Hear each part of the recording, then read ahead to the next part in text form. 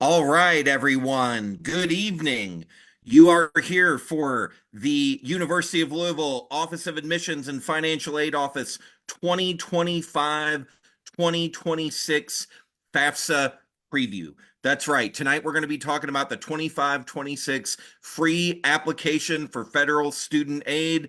Those of us who used to fill it out with pen and paper call it the FAFSA.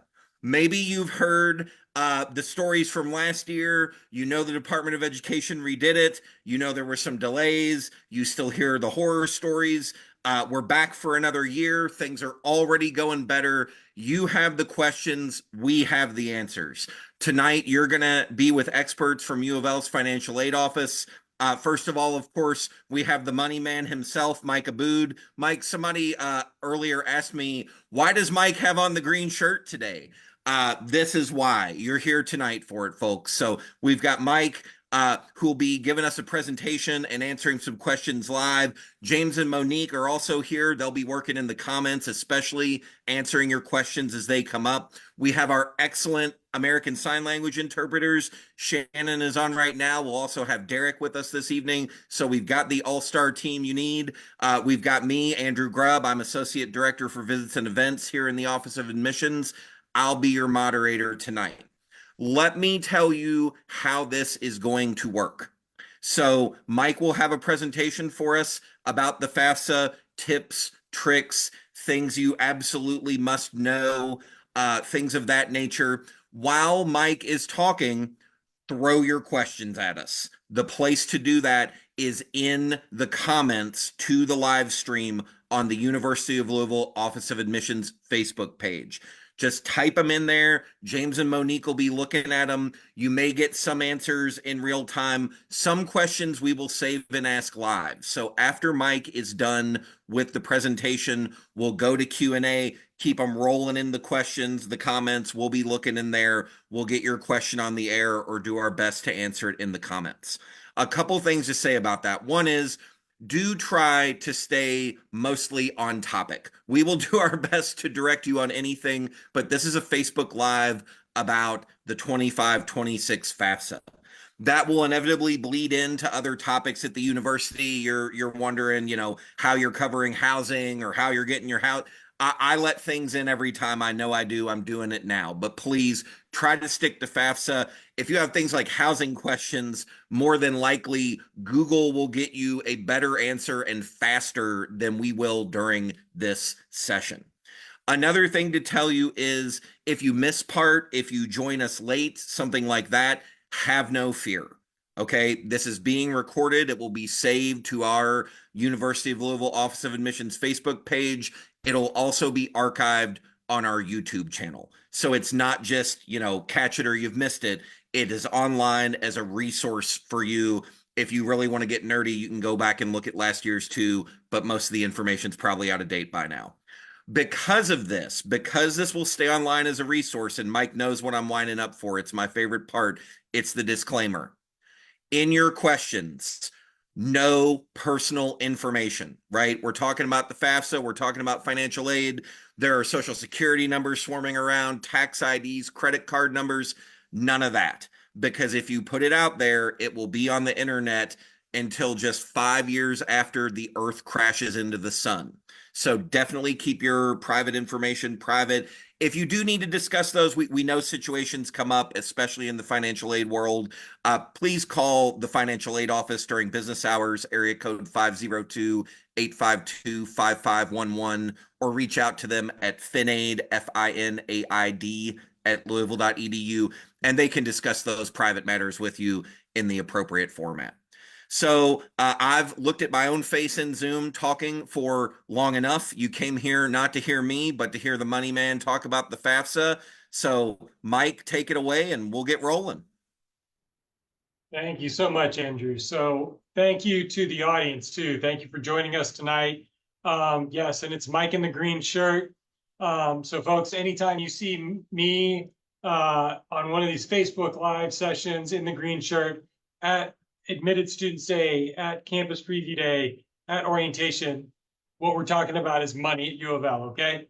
So what we're gonna do tonight is we're gonna go through a presentation And I'm going to cover a wide range of topics regarding FAFSA. Yes, James and Monique and Andrew will be in the chat trying to answer some of your questions, but I do want to reinforce what Andrew said. If your question is not immediately answered, it may be because we're holding it because we think your question is so good that everybody needs to receive, hear the information at the end of the presentation. So we're going to go through the presentation. I'm going to cover a lot of topics, but we'll have plenty of time at the end to cover your one-on-one questions, okay? So with that in mind, I'm going to hop over to the PowerPoint. 1 second.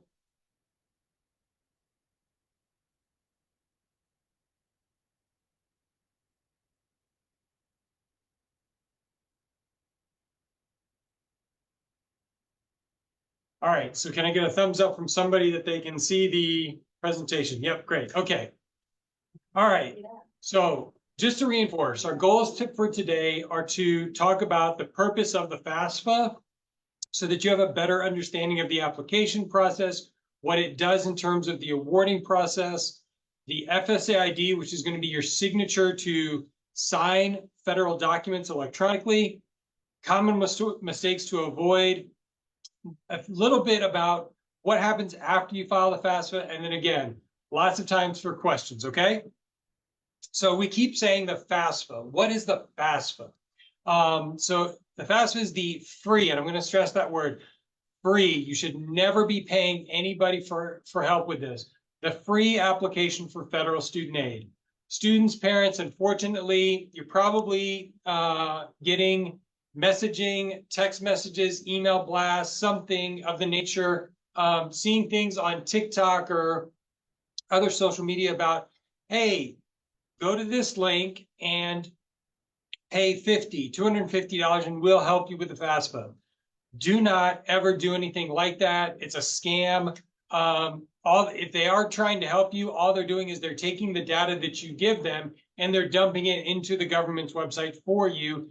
And as Andrew said, part of this involves Social Security numbers, and you never want to give anybody your Social Security number. So what does the FAFSA do? The FAFSA essentially is a math equation, okay? Basically, it's taking into account aspects of your demographics, your financial information, and it generates what's called an SAI, or a student aid index. And the beauty of financial aid is that you can pick myself, James, Monique up, and you can put us at almost any institution, and the SAI tells us whether or not we can give you a Pell Grant, a student loan, an interest-bearing loan, or a free, an interest-free loan. So then it's a math equation. So 2 + 2 is always going to equal 4. So the FAFSA outputs for us exactly what U of L and other colleges are supposed to do when awarding funds. The most important thing that I want to stress tonight, now there's probably going to be 2 or 3 times I do it throughout the evening, is be patient. Give yourself and us a little bit of grace. This might be the first time that you, the student, or your parents, you might be the first student going off to college.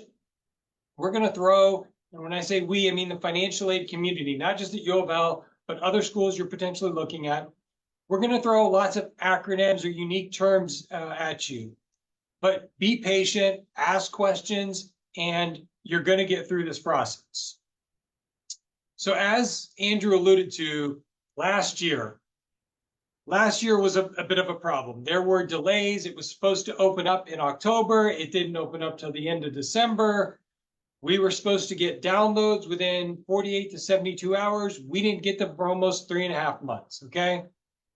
What did go right, though?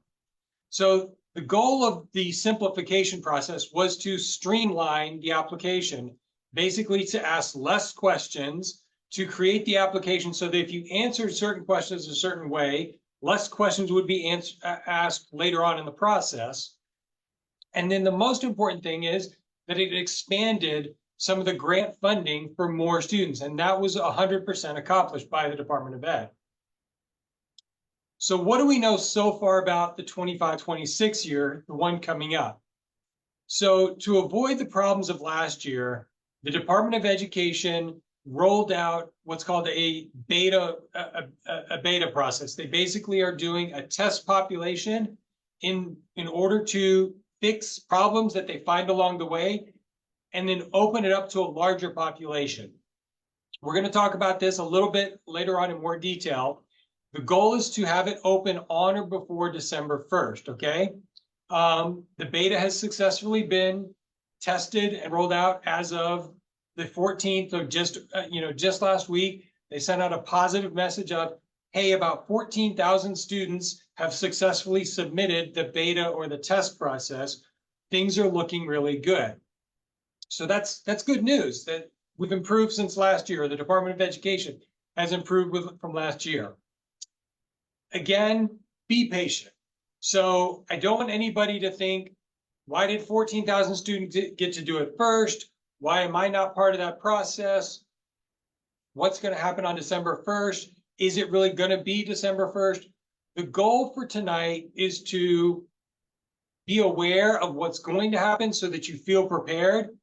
We, U of L, and almost every other school that you're looking at is going to send you a blast of text messages, emails, even postcards about when the FAFSA is actually going to open up.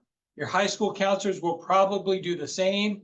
Even the local media that you watch is probably going to do the same. So just be on the lookout.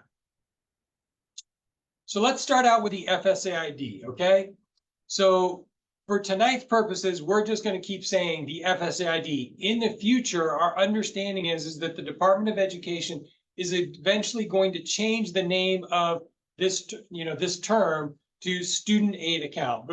But for tonight's purposes, we're going to continue to use the traditional term of the FSA ID because our understanding is on the actual application, that's how it's still presented.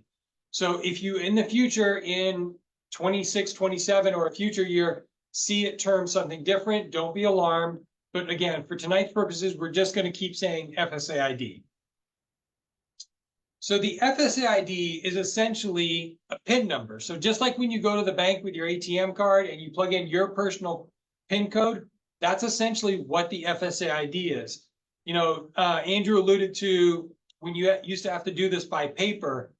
At one point in time, when you logged into the Department of Education's website, you repeatedly had to put in your name, your social, your date of birth, which are all things that on the internet can be used for identity theft. So the purpose of the FSID is to move away from that so that your information is secure. It's essentially your legal signature, okay? And it is the first step in completing the FAFSA. Now, I previously had mentioned December 1. I do strongly recommend that you go ahead and create an FSID now. Don't wait until December 1 or the day that you decide that you're going to complete the FAFSA. Go ahead and get this step taken care of. Now, in 24-25, the government did warn us that it could take up to 2 weeks to complete or to create an FSID. So far, you seem to be able to create it on the spot. Like as soon as you start the process, you almost get that information instantly. But I always tell people, go ahead and get it done now. Keep the information so that it's readily available when you're ready to start the actual process. Throughout tonight's presentation, I've got 2 or 3 QR codes to try to make this a little bit simpler. James and Monique will drop these links into the chat, but you can simply log into Google and type in create FSAID. It should take you to a studentaid.gov website, but this is the direct link. There's a nice little demo or video that walks you through the process. It's not that hard. And I'll say this again throughout the presentation, please be very careful when creating the FSID because it's going to use your name, your social, and date of birth as the initial determination to confirm are you who you truly say you are, okay? When you create the FSID, you will need unique and individual cell phone numbers and or email addresses, okay? Parents and students cannot share or use the same email addresses. They do have to be unique. Students, I know that in some cases you've been using your high school email address, it is not recommended to do that. Many public schools will eventually purge or delete your high school email address a few weeks, a few months after graduation in May. So at some point in time, you're going to need this email address, whether it's a Yahoo, a Gmail account, not only for this year, but the next 3, 4, 5, even into grad school. So even though you're an admitted U of L student and we maybe sent you what your U of L email address is going to be, I do not recommend to use that one either. Use a unique Gmail, Yahoo, or some other address. So also make sure that you are fully aware of your social security number. Mom, dad, don't do this for the student. A lot of times we see situations where the parent is going to kind of control the situation, drive the car, so to speak, and they'll think, okay, well, I know my son's name, it's Johnny, great. I know Johnny's phone number because I pay the cell phone bill. I know Johnny's social security number, and you accidentally type in your own social security number. I know that doesn't seem like it would happen, but it happens a lot, actually. Also, with regards to when you're typing in your name, please make sure you're utilizing your actual legal name as it appears on your social security card. On the link, it shows my name is Mike, but it's Michael. So if your name is, so never use nicknames. Pat, no, it's Patricia. Tony, no, it's Anthony. So you've got to use your full name as it appears on your social security card. There were lots of warnings last year that if you got stuck with this process, that you might have to file by paper, and that process can take anywhere between 6 to 8 weeks before we actually receive the information. So please, again, don't actually submit by paper. Try to make sure that you're going through the process. We'll show you some 1-800 numbers that you can call if you ever need help, but try to make sure that you're getting the FSA ID properly created. One of the most common questions that is asked by the parents is, who needs an FSA ID as the parent?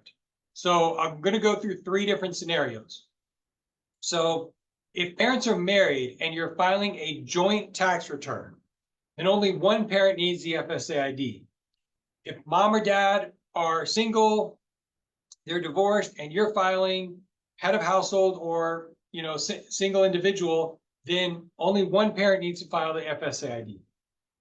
If parents are married and they're filing separately, in other words, one parent files as head of household, the other one files married filing jointly, separate, then both parents need the FSA ID. And here's the logic behind that.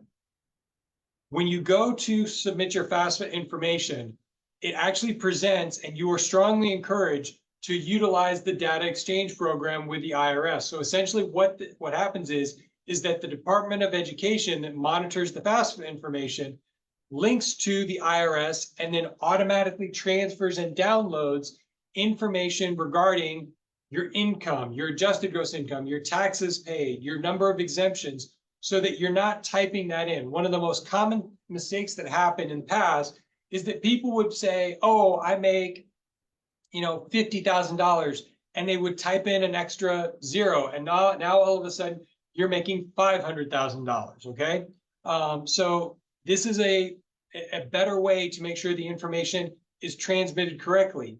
The issue is that if you have 2 parents who filed separate, the system is not smart enough to join the information into one application. Okay, so that's why you do need 2 separate FSA IDs to provide consent. Okay. So we've talked a little bit about the FSA ID, and I've mentioned a lot of information about parents. And so that's going to lead me to the next part of the conversation is, who's a parent on the FAFSA? And that first sentence that you see on the PowerPoint is taken straight off of the Department of Education's FAFSA instructions, that grandparents, foster parents, legal guardians, widowed step-parents, aunts, uncles, older siblings are not considered parents for this form or for the FAFSA unless they have legally adopted you. The only people that should ever be on the FAFSA are biological parents and legal adopted parents, okay? The next stage of that question is, and I understand, please, I do understand that we live in a very diverse world where all of those individuals that are listed up there might be raising you, okay? But for the purposes of a legal document, just like an IRS tax form, only the individuals, such as the biological parent or legally adopted parent, can go on the FAFSA. Unfortunately, we have some situations where a student doesn't know better, or maybe a high school counselor didn't know better and said, oh yeah, grandparents can go on. And unfortunately, what happens in that situation is once we find out about it, we actually have to take the money off of the account, and that could cause a huge bill, okay? So please make sure that you're paying attention to that. Now, when parents are divorced, then we have a situation where only one parent, if parents are divorced or separated, only one parent has to go on the FAFSA, but it's the individual who provides the greater amount of financial support over the last 12 months, okay? Now, a lot of times parents will claim, or divorced parents or separated parents will claim, well, no, we split everything 50-50 down the line. The child lives with each parent 6 months equally. We split all the bills equally. And the reality is at some point in time, when you really get down into the weeds, that one parent is typically paying for something more than the other. It may be the private school tuition, it may be the car insurance, it may be the fact that you live over one parent's roof, 8 months out of the year versus 4 months out of the year. And then the nice thing about the FAFSA is that the Department of Ed tries to think of everything, okay? And so if parents are claiming that, no, everything is split 50-50, then it defaults to which parent makes the greater income, okay? So this is another one of my QR codes, and I 100% acknowledge that PDF screen that you're seeing might be kind of small. It might be difficult to read some of that really tiny print. But if you actually go to that website and print that document out, that's part of the beauty of the FAFSA is when a student comes in or a parent comes in to talk to James or Monique or I and says, hey, there's usually a handbook situation that says, if this, do this, if this, do this, if this, do this. And so this is part of that logic that says whose information goes on the FAFSA, okay? Now, this is a very small subgroup, but in some situations, we know that some of our students have a Social Security number, but maybe their parents don't for various reasons. Now, the Department of Education, that used to be a major problem 2 or 3 years ago. The Department of Ed fixed that last year, but unfortunately it wasn't available in January or even in April. It didn't get fixed until June or July, but our understanding is that it is fixed for 25-26. So undocumented parents should be able to create, even though you don't have a Social Security number, you should be able to create an FSA ID using your tax identification number, okay? So this may allow a greater access to financial aid for some students, okay? Now, I know that most people, we're going to start moving a little bit towards, well, what goes on to the FAFSA, or what do I need to be prepared for during the application process? So just a couple of things to prevent mistakes. We've already kind of covered this, the Social Security number. Again, please make sure you're actually looking at the picture or go to your safety deposit box and actually pull it out and make sure that you've got it 100%. Your driver's license number, again, if you're gonna, I always tell people, mark a Saturday, get mom and dad together, just block off.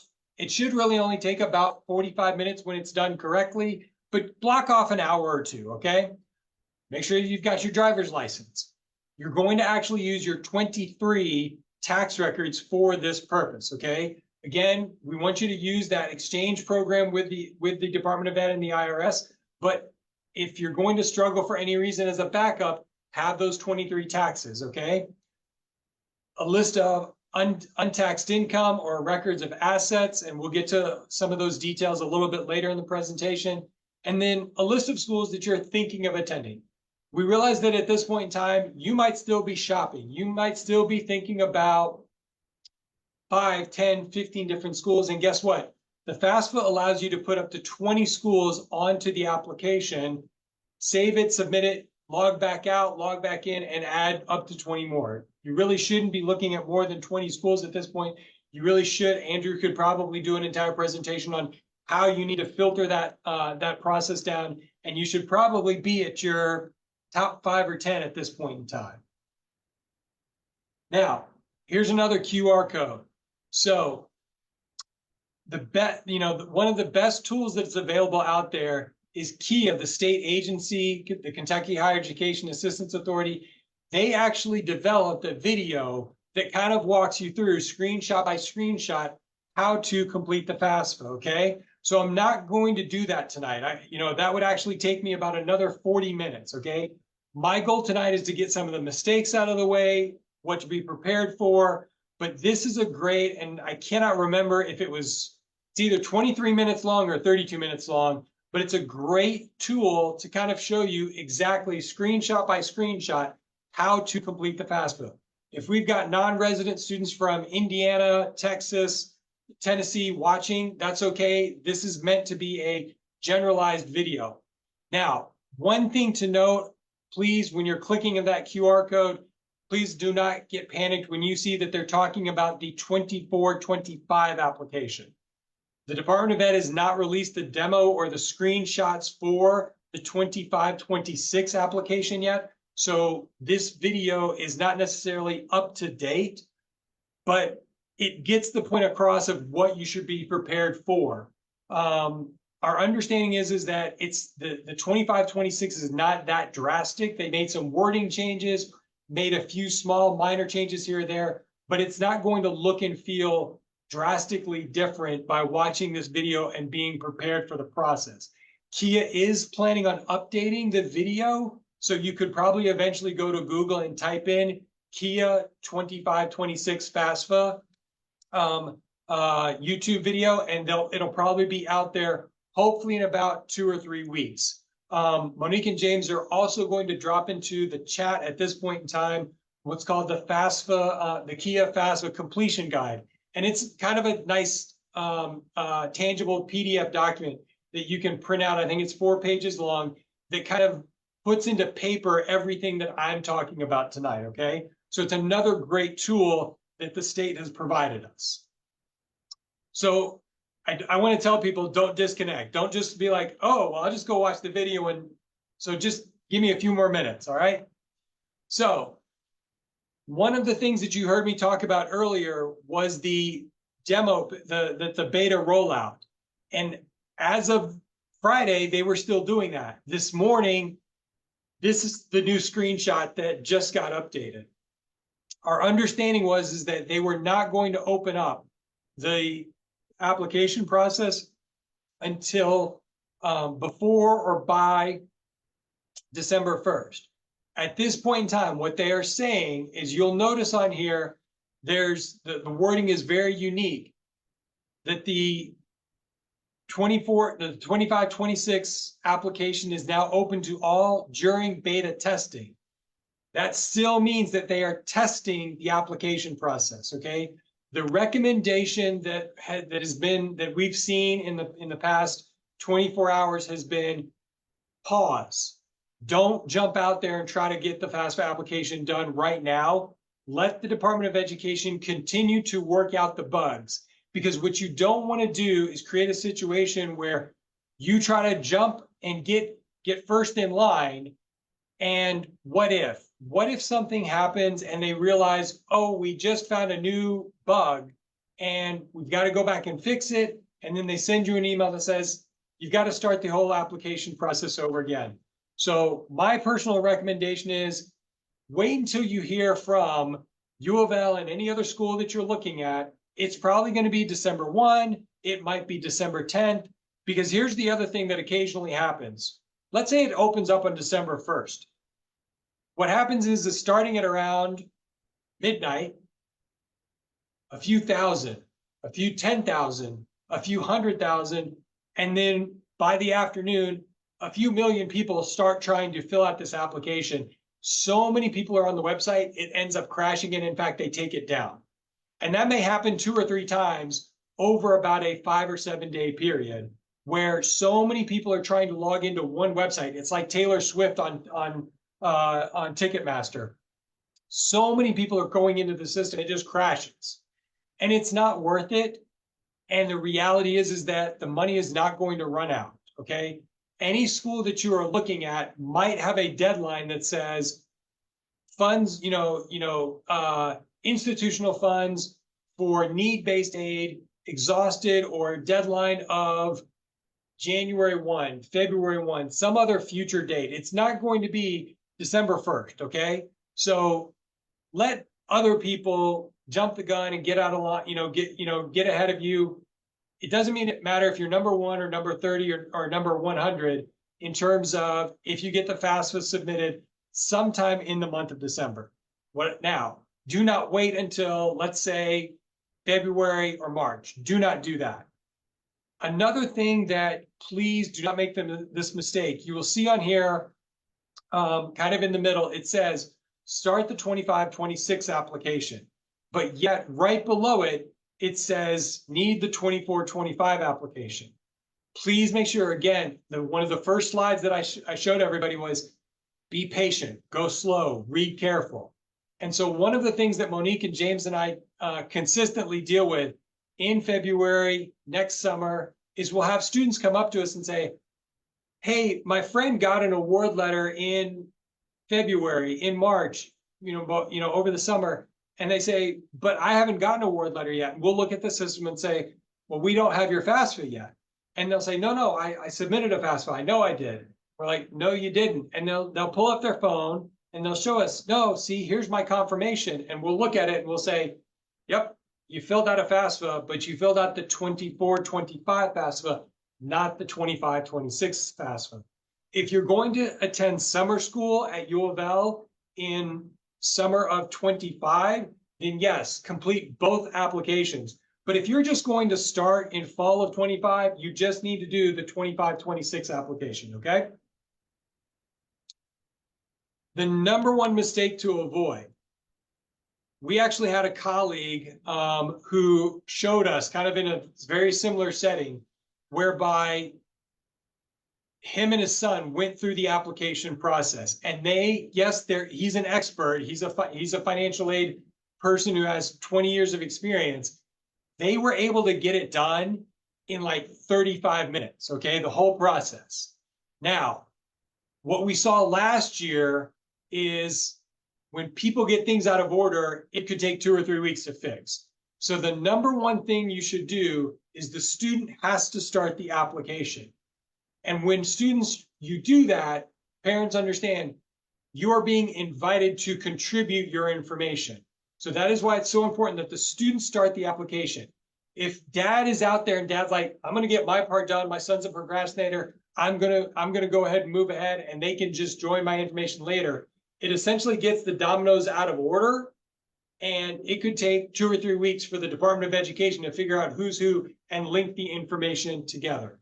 The whole point of 2 separate contributors, meaning the student contributor and the parent contributor, is to make sure that privacy regarding name, social, and date of birth, as well as income privacy, is provided to everybody that's involved in the process. So the student starts the application, invites their parent contributes their information, the Department of Education links it, and we've got a successful application. When things get out of order, that's when we see problems. So students, when you go to the FAFSA, and it's going to, I'll show you a couple of screenshots, but it's always going to have that blue tint behind it. There's going to be this first process called onboarding. So we've talked about tonight's video, we've shown you the Kia video, but the Department of Education has its own videos. It's like four pages that kind of shows you what is this going to look and feel like. And there's actually a video that kind of shows you that as well.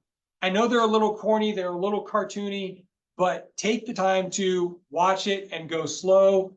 Please don't treat this like an Apple contract agreement, okay? Everybody gets the notification from Apple or Netflix or something that says, do you agree? And everybody just scrolls to the bottom and says, click yes. Take your time to actually understand what you're agreeing to. And the following is an example of something that you're agreeing to. So you are providing consent. That is one of the common terms you will see presented throughout the FAFSA is, are you providing consent to be eligible for financial aid? Are you providing consent to the Department of Education to download and use your IRS adjusted gross income information? So please, again, make sure that you're going slow, you're reading through things, you're understanding what you're consenting to, okay? Now, one of the nice things about the FAFSA is, yes, earlier I said it's scary. You're talking about things in terms of acronyms or terms that you're not used to. Throughout the questions of the FAFSA, there are these nice little blue exclamation points where you're like, what's my adjusted gross income? And if you're not able to use the data exchange program, you might say, well, I don't know what my adjusted gross income is. How do I find that? You can click on that and it'll tell you, look on line X of your 2023 taxes and plug in that number, okay? You can always also call this 1-800 number in terms of trying to get individual help, okay? So that's kind of an introduction to what the FAFSA is going to look like and feel like from the student's initial point of view. One of the other common questions that we receive is, why do my parents have to be on the FAFSA? And again, you have to understand that, as I said at the very beginning, this is a math equation. And part of the Department of Education's goal and the government's goal is to make sure that all students are treated equally and fairly in terms of this math equation. So it cannot be that some people do and do not provide their parents' information. The government predetermines, are you a dependent or an independent student? And so there's about 13 questions on the FAFSA whereby, are you a dependent student? And the very first couple are really easy in the sense of, were you born before 2002? Are you 24 years or old, younger? Are you married? As of today, are you married? You might be planning on getting married after high school graduation, but as of today, as of December 1st, as of January 1st, the day that you start and complete the FAFSA, are you married? If the answer is no, then that's how you have to mark it. Degree level. If you're working on an undergraduate degree, which almost everybody who's watching this presentation, if you're a high school senior, that is how you are answering it. You're an undergraduate student seeking your first bachelor's degree. Your high school diploma is not your first bachelor's degree. So if you're working on an undergraduate degree, the answer is no. Once you work on a master's or a professional degree, like a law degree or medical degree, then you can answer yes. But for tonight's purposes, almost everybody is an undergraduate student. Do you have a child or a dependent that you support by 50%? And yes, there may be high school students that have a child, but the key there is, do you support that child by 50%? If mom and dad, in other words, the grandparents, are putting a roof over that grandchild's head, if they're paying for daycare, if they're paying the majority of the bills, you, the student, are not supporting that child by 50%, and therefore you are still a dependent student. Are you on active duty or are you a veteran? Are you both of your parents deceased, or are you a ward of the state? So these right-hand situations might be situations where you might start to be coded as an independent student. Are you in a case of legal guardianship? And please hear me carefully, guardianship. Go back and look at the court order. If it says custody, that is not the same as guardianship, okay? Are you an unaccompanied homeless youth? Again, that may be a situation where you could potentially be considered an independent student. Please understand, on these situations on the right-hand side, we typically, the Department of Ed will ask the schools to collect legal court documentation that shows you're in one of these situations, okay? Now, if you're unable to answer any of these questions with a yes, and here's kind of a screenshot that shows you what that's going to look like. If you're unable to answer any of those questions with a yes, then you are considered a dependent student, and mom and dad's information is going on the FAFSA. Now, there are some unique situations where we talked about being in a risk of homelessness And then there are some other unique situations whereby the FAFSA will ask you, are you in a situation where you cannot provide parental information? And what the government's typically looking for is, are you in a situation where your parents have been neglectful, abandoned you, there are police reports, you've been abused. Those are situations where there may be an endangerment to the student to contact their biological parents and put their FAFSA information. Again, that is a situation whereby the school will be notified and we will have to ask you for specific information. And in some cases, we can approve that and allow you to be considered as an independent student. And in other situations, we have to say, no, you need to go back and talk to your parents and get their income information. This was a major, this third bullet point about the option of submitting the FAFSA information without parental information. You can choose to do that.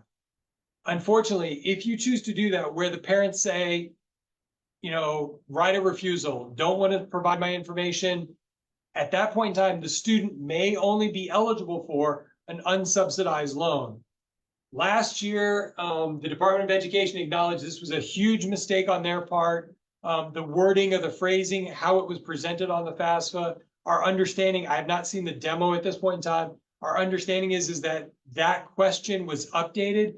To give you some perspective, and Monique had to deal with the majority of these, I think last year we had about, U of L alone, had something like 180 of these cases whereby the student reported that they did not want to provide parental information. They were just going to provide, wanted the unsubsidized loan. And as we went through that process of calling them and saying, are you sure you want to do this? You have to get a letter from your parents. They were like, no, I didn't mean to answer the question that way.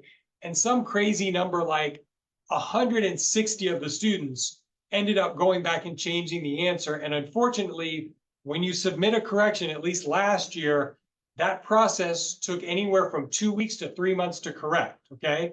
Now, again, hopefully the beta process has corrected much of that. If you do make a mistake and you have to go back and submit a correction, it should just take a few days for us to get the new download. But again, this is a great example of go slow, read carefully, make sure that you understand what you're submitting as an answer. So students, this is an example of the screenshot of how you're going to invite your parents.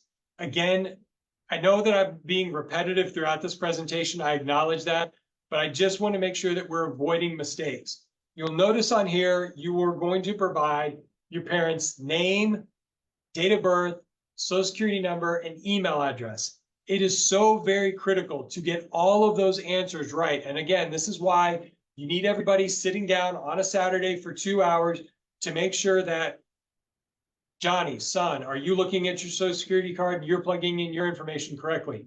Mom, what's your answer to, and make sure that we're not crisscrossing dates of birth, social security numbers, or email addresses, because the minute that gets switched, we, the schools, whether it's U of L or any other school, we can't go in there and fix this for the student. That's a situation where many times the student and or the parent have to get on a three-way phone call to the Department of Education to figure out what went wrong and how to correct it, okay? This is a simple example of, you remember when I told you that you could put in up to 20 different schools? Our school code at the University of Louisville is 001999, but you may not know that. And for your all's purpose, there's no need to ever memorize that. And again, you may have 5 or 6 different schools that you're thinking about. So it's very easy for you to go in there and type in the state that you're looking at. Maybe it's Kentucky. This screenshot shows it's California. And then from there, you might type in a portion of the school name. So just like the screenshot shows that you just typed in a portion of the word California, it automatically causes a drop down. So as soon as you type in the word in, Louisville, it may already drop down several schools with the LOUI listed in the spelling of it. And then you can just scroll down and click on the University of Louisville or any other school that you're interested in, and add that to the consent. Remember that word, we've talked about consent before, the consent to receive this information, okay? Now, this is the review page. This is kind of your last chance to double check your answers. And again, this is that example where I gave you before. Don't use this as a Apple contract agreement where you just scroll to the bottom and hit submit. Take the time to open up those expanded arrow boxes and just double check that you're providing the correct information, okay? Again, it's so much easier to take 5-10 minutes to review the answers rather than an error occur, the school get the error, we contact you, we're not able to award you, and it takes 2, 3, 6 weeks to make a correction, okay? This is where a screenshot of an example of how you're going to agree and sign and complete your part. And then you get a hot air balloon. Now notice, this does not say congratulations. It says you're almost there, okay? Now, you'll notice in the status page, and I'm sorry that the screenshot is a little blurry. It should have been a little bit bigger, but it says invite sent. So this is an example where the student has properly filled out the parent section, they hit submit, and now the parents should receive an invitation to contribute and provide consent for their information, okay? Now, for tonight's purposes, I'm not going to review all the parent side. It's very similar. That Kia video will show you that as well. This is an aspect that we're not sure about yet. I have not heard this. Last year, they said that if a student invites their parents and there's no activity from the parent, in other words, the parent doesn't do their part, within 45 days, the application is eventually deleted and the student has to start all over again, okay? Now, they haven't said whether or not they're doing that this year, but please don't delay. Students, make sure, again, talk to mom and dad. Tell them, mom, dad, I sent you an email or I invited you. You should have gotten an email. Make sure that everybody's on the same page to submit that information in a timely fashion. Last year, we had multiple situations where we would have to contact the student and say, we have an application, but it's incomplete, okay? Now, once mom and dad do their part, this is the email that you should get. Congratulations, okay? Hot air balloons, wonderful, what happens next? So this is the one where you actually get that warm blanket feeling of, great, I've done my part, the school has the application, and I should be getting some information about my award soon, okay? Now, in terms of what actually happens from the university perspective, again, that was the Department of Education's congratulations email. We, the University of Louisville, and many of the other schools that you're looking at will do the very same thing. But please understand, schools, you might complete this application on, remember, December 1 is when it opens. I've told you, I don't think you should complete it until December 7th, December 10th, give it a few days. We will not actually receive the information until mid-January to potentially first week of February, okay? There's been, again, last year, remember I told you there was almost a 4-month delay of when we, the schools, were able to download information. At this point in time, we believe that that process should take about, fingers crossed, about 7 to possibly 10 weeks, okay? So December 1 through mid-January to potentially early February. But when it does happen, we will send you our own confirmation email. We will send you our own, hey, Johnny, congratulations, we've got your FAFSA on file. Now, also understand that we might be sending you, we've got your FAFSA, but you were one of those students who you marked that you're in a case of legal guardianship. We need a court order from you. So again, please watch for those emails. If nothing is needed, thumbs up. We are hoping to get award notifications out to students sometime in the 2nd to 3rd week of February. Please, I know this is a recording, do not quote me on that. There are so many variables that might happen between now and mid-February, okay? Our admissions office will send out communications to you if we deem it's appropriate that why there was a delay, hey, it's not going to be early February, it's now going to be blank date, okay? Also, please watch for future FAFSA virtual presentations. So I know that we're going to start planning on how to understand your award letter and some other stuff, but if you're joining us tonight, you're already part of that email listserv that makes you aware of, hey, here's some important information. Now, we've already spent almost an hour talking about the FAFSA. And folks, Andrew can tell you, I can talk about financial aid for 4 hours straight without taking a break. You don't want me to do that tonight. Yes, we are eventually going to talk about what kind of aid am I going to get, how much college costs, different scholarships. Those presentations may have already occurred. What about the dreaded student loans? That's all stuff that's probably going to happen later in February or March when we do the other presentation. I do want to cover a couple of quick talking points so that you can prepare for that college selection process. In other words, remember we were talking about you can put up to 20, you should probably be about your top 5 or top 10. This is part of that discussion. So students, I realize that you may be picking a school based on so many different factors. You like the mascot, you like the colors, you like the getting away from mom and dad, but you have to understand that money is a huge component of this decision-making process.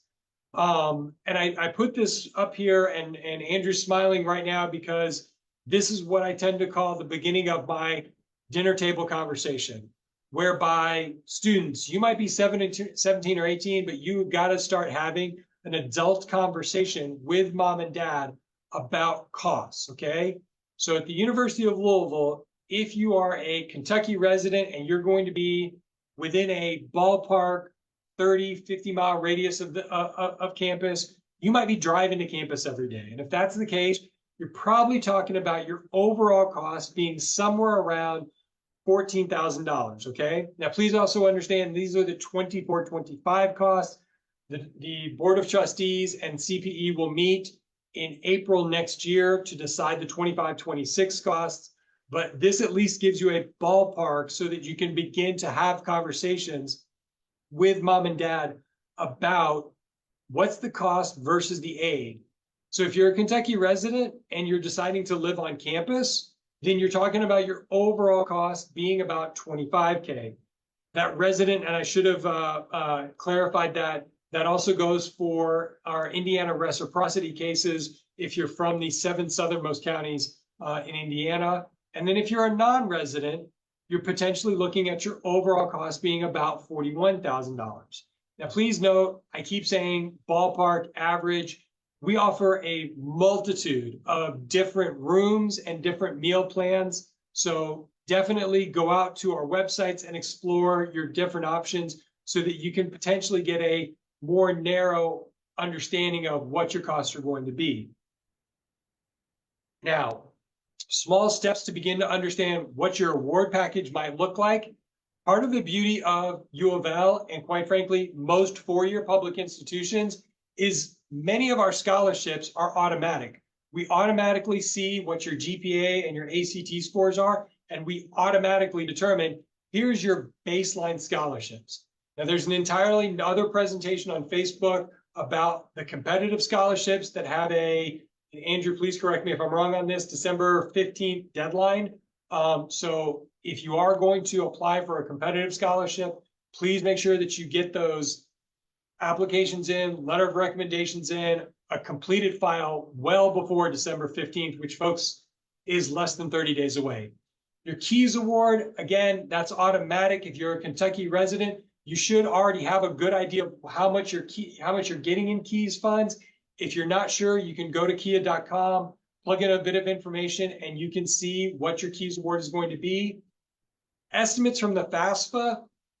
This, again, you're not going to know until you actually have that SAI number, but you might qualify, depending on your SAI, you might qualify for awards such as a Pell Grant, which is a need-based award for low-income to lower middle-income families that range from about $740 to a little more than $7,000. the Kentucky CAP grant. If you're a Pell eligible student, you would qualify for a $5,300 CAP grant. And then typically a freshman loan is going to be $5,500. So that is a ballpark idea. Remember, ballpark cost, ballpark awards. And again, you'll understand more of this as we approach January, February, in terms of what your award package is going to look like. But my goal of those last two slides is so that you can begin to have an honest conversation of, is U of L really affordable? Yes, we think we can go there. Or you might be looking at, I was talking, and I bring this up because I was talking to one kid who's like, I want to go to a school in California for a nursing degree. And I'm like, that's not smart. You're looking at a $60,000 cost for something that you can get in state for $12,000 or $25,000. Okay. So this is some of our information up. I'm going to leave that screen up just for a moment so people can take some screenshots. James and Monique can drop some of that information regarding our website, our email, and our phone number into the chat. But that is essentially our presentation. So at this point in time, we're going to turn it back over to Andrew to be able to answer some of those one-on-one questions that we promised that we get to. So I'm going to stop sharing. I'm going to take a drink of water, and then we're going to answer some questions. Yes, thank you. Ladies and gentlemen, Mike Abood. I won't hear your applause, but I hope you're giving it. That was quite a spree, Mike. Thank you. And this is the part where I'm used to a little bit of filler so that Mike can take a drink and catch his breath. I will say, Mike, you had it right. The competitive and mentored scholarship deadline, and also the honors program, if you're looking out for honors there, those deadlines are December 15th. Also, I'll add, Mike, you mentioned the hot air balloon screen and the warm blanket feeling at the end of the FAFSA. Incidentally, we did not have that when I filled it out back in the day. So I'm glad things have come a long way. Mike, I'm going to start. This is a question that got asked in the comments a while ago, and I'm actually going to start hyper specific because you said so many things about, married parents filing taxes jointly, divorced parents, adopted, legal guardians, all this. Someone asked a really particular one, let me make sure I get this right. How often is it that in a divorce situation, the non-filing parent is asked to submit information? Because as the asker points out, sometimes they are not as helpful as you would like them to be. So what kind of scenario might we be looking at there? That is a great way to open it up. All right, so I'm going to kind of bounce around on the answer a little bit. So yes, in a divorce situation, part of the mediation or part of the agreement between the divorced couple may be that you switch off which years you get to claim a child, or if there's multiple kids, 1 year you get to claim 2 and 1 year you get to claim 1, or whatever the scenario may be. The FAFSA, the Department of Education, is not asking who claims who for purposes of the taxes. It's not that it's the parent that claims the child on the taxes. That's who goes on the FAFSA. It's asking who provides the greater amount of financial support in that past year. And so that's who it defaults to, okay? And again, I just want to reinforce, if parents are claiming that, no, we split everything equally down the line, 50-50, then it defaults to who provides the greater, or excuse me, whose income is greater. At that point in time, that's who it defaults to. Now, to the audience member that asked that question, I 100% acknowledge and agree that in some situations that there may be a divorced spouse that is not amicable, okay, that they're not willing to play ball, so to say. And in those situations, it's best to contact the school, ask that question. Realistically, we typically have to default to the Department of Education's handbook and say, this is who is responsible for submitting the information. And in many situations, at least situations that I've been involved in, if people are not on the same page and a divorce attorney is still part of the conversation in between the two spouses, 9 times out of 10, we can provide you with the FAFSA PDF, and the lawyer then goes to the other parent and says, no, this is why you have to be willing to play ball. And I'm sorry that you might be in that situation. Indeed. Thank you, Mike. Let me bring up another, this is kind of another specific thing that came up, and I know you didn't get to watch the comments roll by, Mike, but, and you answered some of this thoroughly, but someone said, I have an FSA ID from another student a couple years ago. Can I still use that? And the answer has come through a million times, yes. And then someone said, I have an FSA ID from still paying off my own student loans. Can I use that? So just to clarify for all those, and I saw a bunch of variants of that question, but your FSA ID is your FSA ID is your FSA ID. That's how you access this system as you, regardless of what role you're playing in someone's educational journey, including your own. 100%, and I'll do you one better. If you have multiple kids, if you have twins, you're still, you as the parent, each student is having an individual FSA ID. But the parent, you only need the one. You can use the single FSA ID for multiple kids. And folks, if you're a student from 5 or 10 years ago and you forgot your FSA ID, that same website at studentaid.gov, there is a recovery process that if you still have the same email address, you can recover your old FSA ID. Or call that 1-800 number and they can help recover it for you. Excellent. James, do you have one for us? Well, I have, there's been a little bit of confusion about the FSA ID and the invitations on the FAFSA. So, so could you just go over that? A lot of the questions have been, my student's done their FSA ID, but I haven't got my invitation yet. So could you maybe kind of go over that part a little bit, please, and thank you. Correct. So at this point in time, there is no invitation. So the only thing that should occur at this point in time is the creation of the FSA ID so that you're ready when the student starts the application, which again, yes, the beta just was announced today that you could go start it. My recommendation is that you wait until the official announcement occurs. Once the student starts the application, whether that be December 1, December 10th, New Year's Eve, and they submit the information, that screenshot that I showed you whereby you're plugging in, the student is plugging in mom's name, dad's name, if it's a single parent, whatever, name, date of birth, student ID, email address, that is when the parent will receive the invitation and the consent to provide information. So that should not have happened now, nor should it occur for about another 15 to 20 days.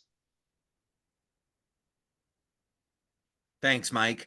I've seen one just come up in the comments a minute ago that I'll ask this as an actual question, Mike, but this is under the heading of rapidly changing circumstances. So I know we hear this one sometimes in the comments. Someone was talking about ongoing divorce proceedings, but I also know that we get questions like, you know, you're asking me to turn in the 23 tax information. We've had a significant and sudden loss this year that may not be accurate. What should we do about rapidly changing circumstances and things like that? So I'll answer 2 parts. So the FAFSA, when you get to the parental section, it specifically says, as of today, what is your marital status? So just because you are going through the process of a divorce doesn't mean that you're both answering. It's as of today, are you divorced or separated? And so if you are separated and you are starting those proceedings, then only one parent is going to answer FAFSA related questions, okay? Now also, to answer the point about changing financial dynamics. So the government 100% acknowledges, and I'll support them, that they're asking for information from 2023 tax information. However, we are obviously living in 2024, and the student is going to start school in fall of 25. So why are we basing this off of 2023 tax information? The story may be very different, 12, 18 months from now. The beauty of most incomes is that most families in America stay within a certain bandwidth of income. You might go up $1,000 or $2,000 or down $1,000 or $2,000, but you stay within a certain amount. And so it doesn't influence that mathematical equation that much.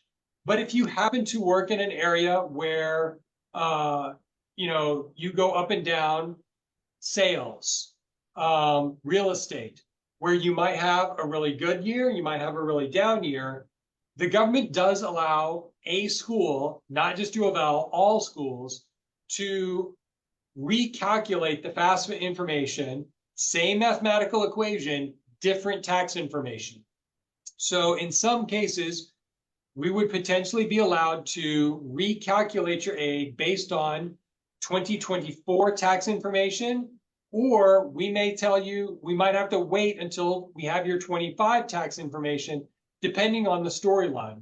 We also have unfortunate situations whereby when you file the FAFSA, both parents are alive, and under the most unfortunate circumstances, somebody passes away in spring of 25. Well, now we've got a completely different mathematical situation.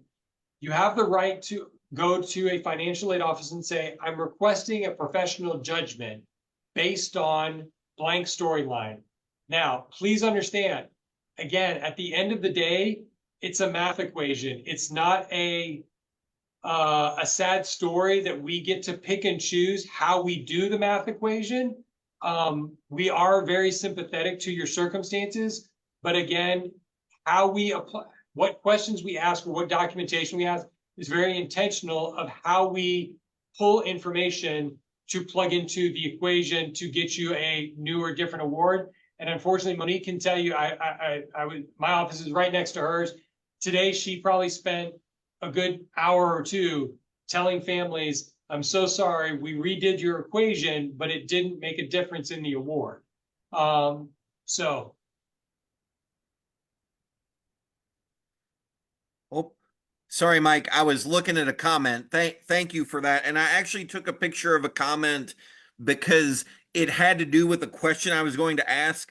And this person, well, I thought I took a picture of it. This person did their own recap in the comments of what they thought the proper order of things was, and I was going to read it. But let me see if I can recreate it in my mind. And James, I don't know if you're scrolling down and finding it, but basically, students and parents can create FSA IDs now. You need an FSA ID. Then the student is going to go start the FAFSA and invite the parent, and then the parent jumps in to contribute to the FAFSA at that point. And that was the process this person summarized. My job security has now gone out the window. I'm leaving, and whoever wrote that up, you're taking over, okay? Oh, this Facebook video can be used against you later. All right. Let me ask another one. I haven't seen this one in a minute, Mike, but I know this is something we hear sometimes. I haven't heard you mention anything about merit-based scholarships. Do I need to fill out a FAFSA to be eligible for merit scholarships? That's an excellent question. At most, and this one I will speak in general terms, and Andrew, you can probably kind of help provide some feedback on the answer as well.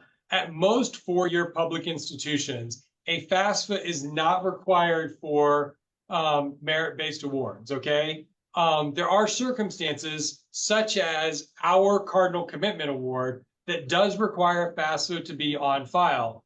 And so with our Cardinal Commitment Award, we're going to take a look at, now, please understand it's not a guaranteed award. We're going to take a look at your FAFSA information, your other awards, and determine, can we potentially assist you with what the state, the federal government is giving you or is not giving you to lessen that financial burden, okay? Now, other schools, and that may be more of a private model, have merit and need-based scholarships intertwined with one another, okay? But that is not traditionally a four-year public scholarship model, okay? Yeah, Mike, from all my experience here, I mean, I remember having scholarships when I finally got out of UPS, and it's like, what am I, I'm covered. What am I filling out the FAFSA for? I will tell you, and everyone watching, I'm about 20 years older and wiser now. So, the line I always give people in the campus visit program is you are not strictly required to fill out the FAFSA for us, but A, you never know when the wheels might fall off and you might need to avail yourself of a federal program.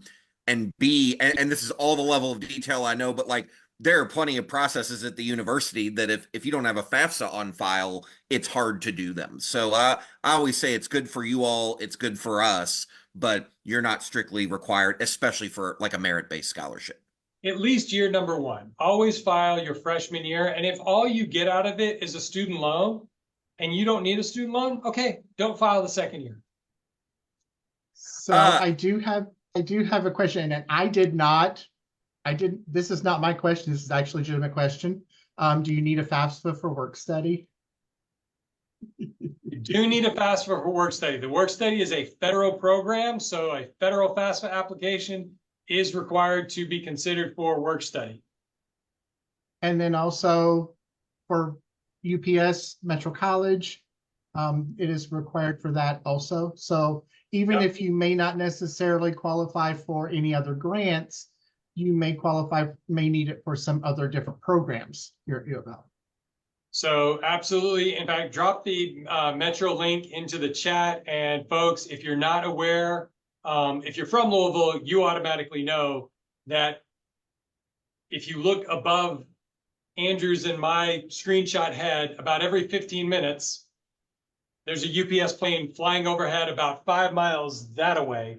And so UPS is such an important community partner. It's a great way to pay for college. Andrew could talk about that for an hour on his own because he himself is a former Metro student, but a FAFSA is required to be considered for the Metro College program. Yeah, Mike's hit all my high points. Dinner table conversations, Metro College. We're rolling along. I mean, we're hitting all the marks today. Home run after home run. I have a question, Mike, and I'm not sure this one has come up either, but this could be one that's floating around out there. We're talking about the FAFSA and all the different ways you can pay for college. What about a 529 plan? How does that factor in, especially when you're considering like what's an asset and things like that?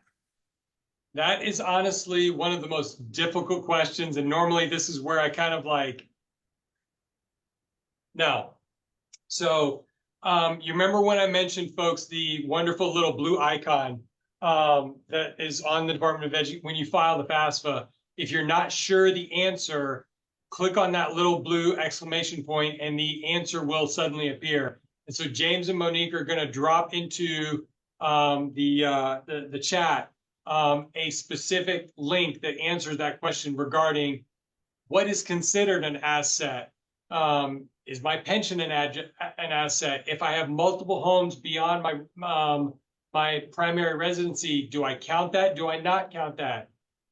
The 529 is in the grandparent's name with the student as the beneficiary.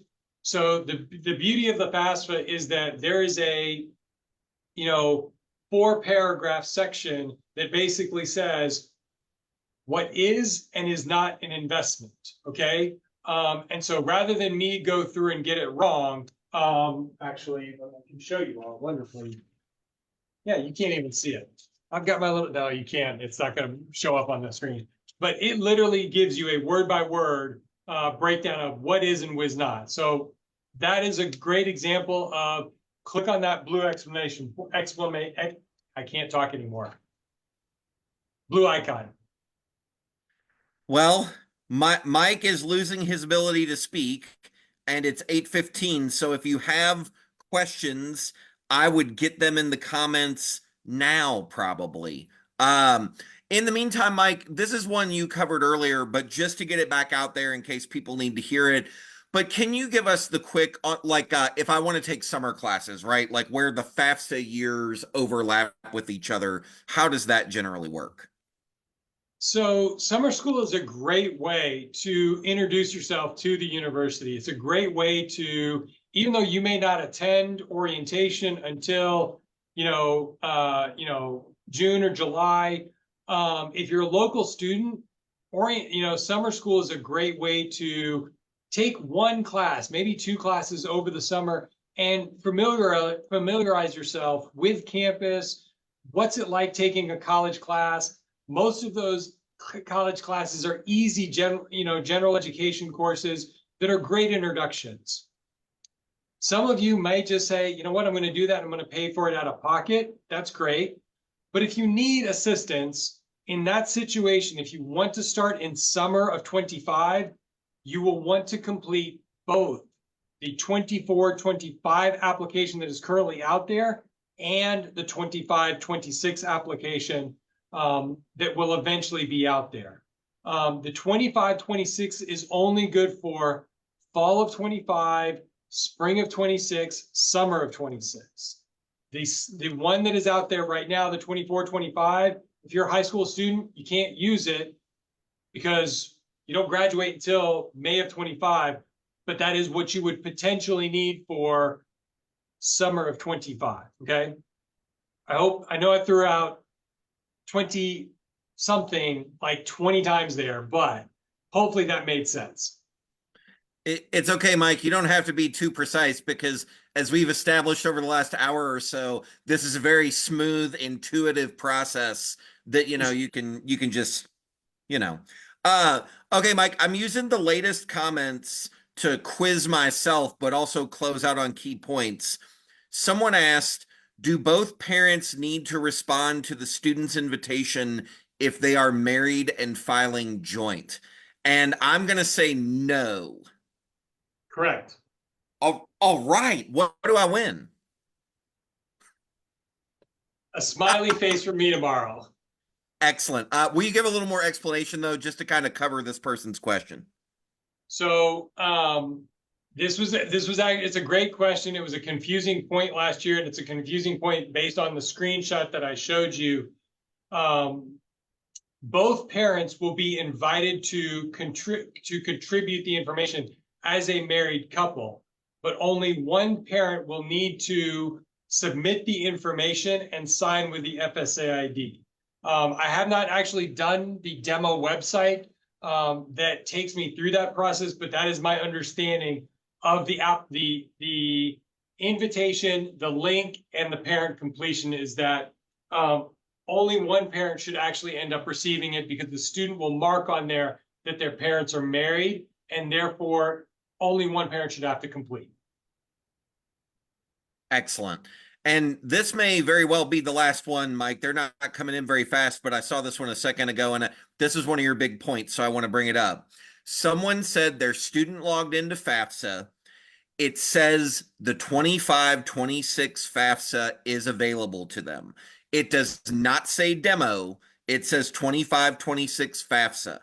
Should they go ahead and fill it out? What is your expert advice? Yes, you can click on that, and the link says that screenshot that I showed you. I literally took that at probably 2 o'clock today. It says beta on there. That communication is that they are still in the testing phases. If nothing is wrong with the beta rollout from the 18th through December 1, yes, they're going to push that information to the schools and we'll receive it in January, and all will be right with the world. But the recommendation so far is that let the Department of Education continue to test. So it's kind of like, do you want to be a crash test dummy? Do you want to get in the car with a crash test dummy and see if the airbag goes off? Maybe it does or maybe it doesn't. Or do you want to buy the car that you know actually has working sensors and an airbag that'll deploy and everything like that, okay? So my thing is that, guys, I made that analogy up totally on the fly. I could have gone so many different wrong ways with that. So my thing is that let others who are not listening make the mistakes.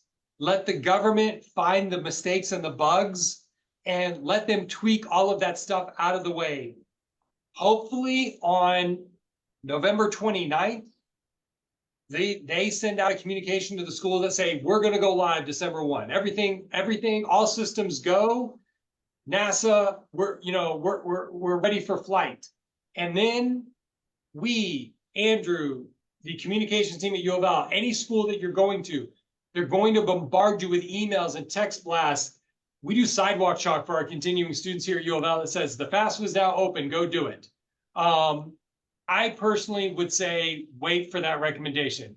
But yes, whoever asked the question, they went out there and they clicked and they can start it. My only thing is that what if they find something wrong and then you get an email that says, we're so sorry, your SAI calculation was wrong because you filled it out in the beta. We're recommending that you go start a whole new application. That is why my recommendation is to wait. All right. Thanks, Mike. Mike, I'm going to let you catch your breath. James, if you're looking at the comments and you find any more you want to address, I'll give you just a second, but let me say a couple things just to quickly address things I saw come in at the end. One person asked, are we going to do more sessions like this for financial aid? Even I know the answer is yes. As Mike mentioned, as we get into February, March, we'll do an understanding your financial aid offer letter. And then even into the summer, we do a financial aid FAQ around like orientation time. And then you get into July and we have everyone's favorite, paying your bill. Don't worry, we make it fun. We're capable of that. The other thing is someone asked, can you address tuition for Ohio? All I will say quickly is you want to Google border benefit, right? That's usually a deep discount of $16,000 to get you down to the in-state level. With the right academics, they might throw a kicker on there. So border benefit is what you want to look into. That's all of Ohio, all of West Virginia, all of Illinois, all of Indiana. That's not the 7 southernmost counties that already get in-state tuition. Nashville metro area, St. Louis metro area. It's real. Believe it. Look it up, and we're happy to tell you more. James or Mike, any financial aid parting shots? Any last questions you see that need to get an answer? Well, I was going to say you might want to talk about just kind of piggyback off of the border benefit, the national scholars areas also. Oh, yeah. So I didn't know if that was me or Mike. So, Well, so yes, border benefit, as I just described. So yeah, for out-of-state students, a lot of the scholarship options depend on where you live. So we've talked border benefit.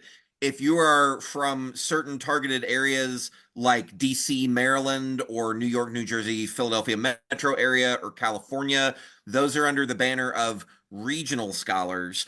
And if you are from Minnesota, Montana, South Carolina, New Mexico, welcome, especially if anyone is watching from the land of enchantment.